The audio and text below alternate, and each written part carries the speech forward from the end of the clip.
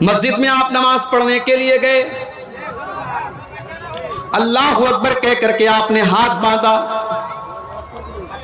نماز آپ شروع کرنے جا رہے ہیں، اللہ کے نبی فرماتے ہیں صلو کما رأیتمونی اصلی، نماز ویسے پڑھو جیسے اپنے نبی کو تم نے نماز پڑھتے ہوئے دیکھا ہے۔ جیسا طریقہ نبی کا تھا نماز کا، ویسے ہی طریقے پر ہمیں نماز پڑھنی ہے۔ اللہ کے رسول جب نماز پڑھتے تھے سینے پر ہاتھ باندھتے تھے، سب سے پہلے دعائے ثنا پڑھتے تھے، اللہم باعث بینی پڑھتے تھے، اعوذ باللہ پڑھتے تھے، بسم اللہ پڑھتے تھے، سورہ فاتحہ پڑھتے تھے۔ آپ نے یہ بھی فرمایا بغیر سورہ فاتحہ کے کوئی نماز نہیں ہوتی۔ آپ نے یہ بھی فرمایا جو سورہ فاتحہ نہ پڑھے فہیہ خداجن فہیہ خداجن، اس کی نماز ادھوری ہے ادھوری ہے ادھوری ہے، اس کی نماز پوری نہیں ہے، اس کی نماز پوری نہیں ہے۔ اس کے بعد اللہ کے نبی کوئی اور سورت پڑھتے، پھر آپ رکوع میں جاتے اور رکوع میں جانے کے پہلے آپ رفع یدین کرتے، اپنے دونوں ہاتھوں کو اٹھاتے کندھے تک۔ رکوع میں جب آپ جاتے آپ کی پیٹھ اور آپ کا سر بالکل برابر ہوتا اور اطمینان سے آپ رکوع کرتے اور اپنے دونوں ہاتھوں سے اپنے گھٹنے کو مضبوطی سے پکڑ کر کے آپ رکوع کرتے۔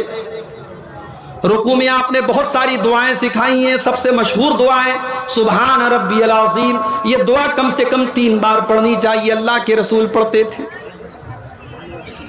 رکوع سے اٹھنے کے بعد آپ سیدھے کھڑے ہوتے، رفع یدین کرتے، اپنے ہاتھوں کو کندھے تک اٹھاتے، سمیع اللہ لمن حمیدہ کہتے، ربنا ولک الحمد حمدا کثیرا طیبا مبارکا فی پڑھتے، آپ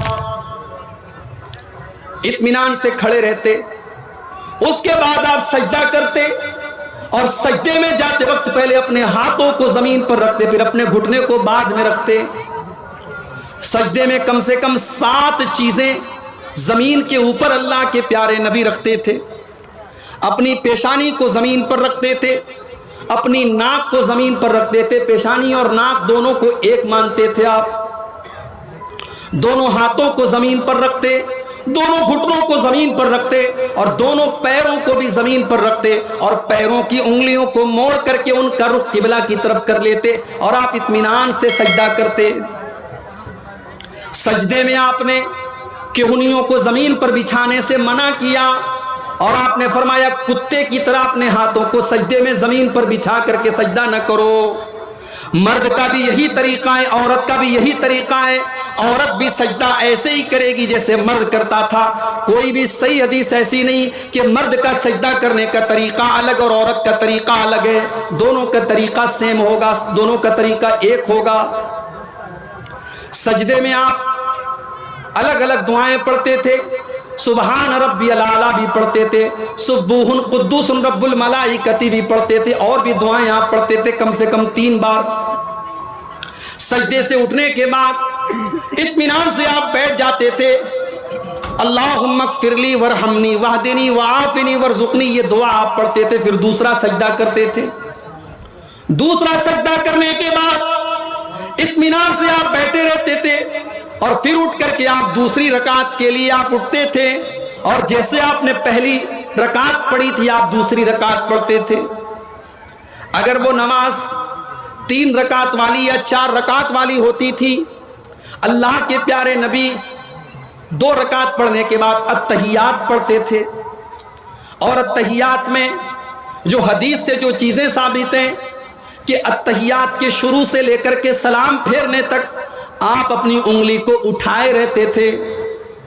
یہ ہمارے بہت سارے بھائیوں نے جو طریقہ بنا لیا ہے کہ اشہد اللہ کے اوپر اٹھاتے ہیں اور الا اللہ کے اوپر انگلی کو نیچے کر دیتے ہیں، معاف کیجئے یہ حدیث سے ثابت نہیں ہے۔ پورے تشہد میں التحیات آپ نے جب سے شروع کی ہے، سلام پھیرنے کے ٹائم تک آپ کی انگلی ایسے اٹھی رہے گی، بیچ بیچ میں آپ تھوڑا تھوڑا انگلی کو حرکت دیں گے، جب درود شریف پڑھیں گے تب آپ حرکت دیں گے، درود شریف کے بعد کی دعائیں جب آپ پڑھیں گے تب آپ حرکت دیں گے۔ یہ حرکت دینا بھی اللہ کے رسول صلی اللہ علیہ وسلم سے ثابت ہے۔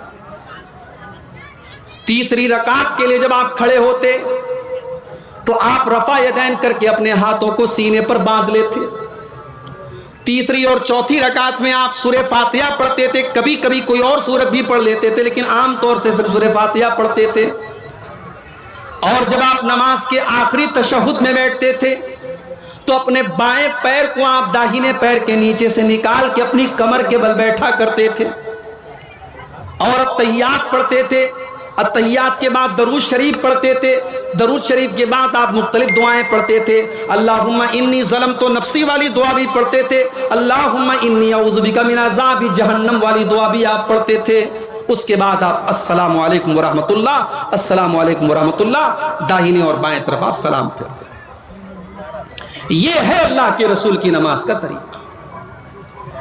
अब कोई अगर ये कहता है मौलवी साहब आपने तरीका तो बता दिया, लेकिन हम तो उसी तरीके पर नमाज पढ़ेंगे जो बाप दादा से हम देखते चले आए थे। माफ करना मेरे भाई, अल्लाह ताला के आपसे ये नहीं पूछा जाएगा आपके बाप दादा कैसे नमाज पढ़ते थे।